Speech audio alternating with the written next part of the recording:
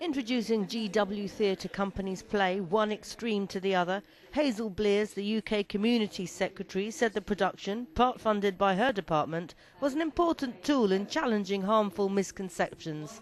I just want to say really that I think that art, and particularly drama, and also film, is a way of addressing sometimes quite contentious and controversial issues, but in many, many years of our history, it has been art sometimes that is a way of really making us think about our relationships between each other and between our different communities. And if we think about some of the brave people that have been around, whether it was Václav Havel, great playwright in Czechoslovakia, very, very brave politician who used art to provoke and stimulate some very big political change. The poet Ken Saro-Wiwa in South Africa, again, who used art and the power of language to really get tremendous change in their countries. And art's never been afraid, really, to take on the big issues. Ever since that politician said he didn't like veils, I thought it was a good way to put two fingers up. Problem is, it makes me hot and I look like a ninja.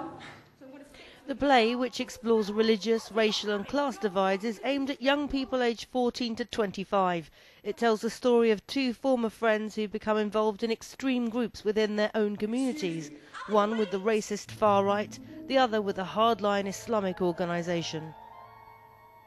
When you sit down to develop a play like this, you have to, first of all, you have to involve other people and not think that you can do it itself. So at the very early stage, we put together a steering group which had people from different faiths, young people, people from the local community, local authority people, and we developed some ideas together.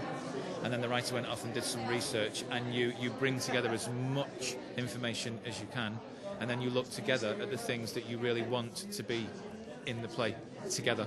Because then you've got consensus. Before you actually take it out and start taking risks with your audiences, you know that you've developed those things in a partnership, and that everyone thinks that these are the things that we should be looking at. The play is accompanied by a schools pack for follow-up work and an on-stage discussion immediately after the performance, inviting the audience to ask questions about what they've seen.